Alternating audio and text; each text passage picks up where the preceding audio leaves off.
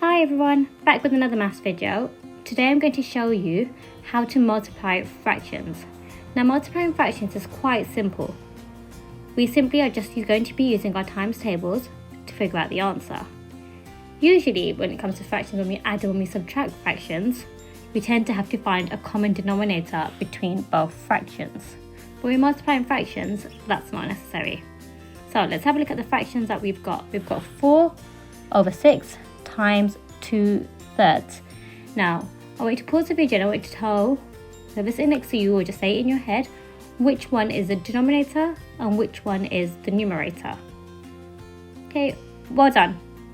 To those of you that got it correct, the denominator are the numbers at the bottom and the numerators are the numbers at the top. So in this fraction we've got 4, 6, we've got 4 out of 6 parts of a whole.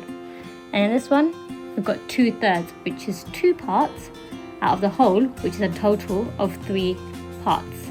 Okay, so when we multiply fractions, all we have to do is multiply the numerators and then multiply the denominators. It's as simple as that. There's no finding a common denominator, we don't have to change anything, we simply just have to multiply the numerators together and multiply the denominators together. So I want you to have a go, pause the video and see if you get the same answer. Well done, and the answer you should have got is 8 over 18. That's because we do 4 times by 2, which gives us the answer of 8, then 6 times by 3, which gives us the answer of 18. Okay, so we've got 8 over 18. Now looking at this fraction, 8 over 18, what can we do to it? Just a step further that we can take. Well done, we can simplify this fraction. Now I want you to think for a second and I want you to tell yourself, how do we simplify a fraction? Well done.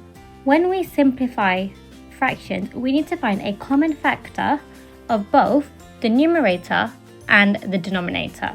Now what is a common factor of both 8 and 18? In what times tables do both the numbers 8 and 18 come into? Well done, it's the 2 times tables. So we now need to divide both the numerator and the denominator by 2.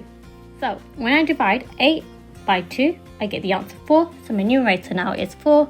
And then 18 divided by 2, my denominator now is 9.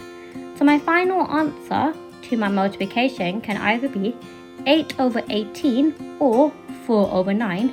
Both of the answers are correct.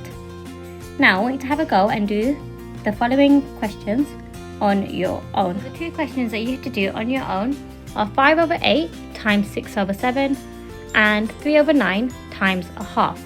Okay, remember, when you are multiplying fractions, you do not need to find a common denominator. Okay, pause the video, have a go, and the answer will be ready for you when you unpause the video. 5 over 8 times 6 over 7, the answer is 30 over 56. And what you should have done is 5 times 6, which gave you the answer of 30, then 8 times 7, which gives you the answer of 56. And for the second question, we've got 3 over 9 times a half. And the final answer you should have got is 3 over 18. And for this we have to do 3 times 1, which is 3, and then 9 times 2, which is 18.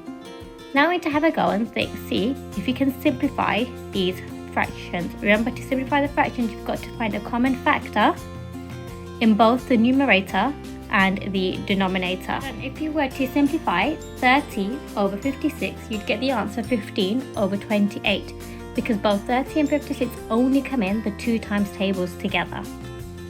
And for 3 over 18, the numbers come in the 3 times tables. So you have to divide 3 by 3 and 18 divided by 3, which gives us a simplified fraction of 1 over 6.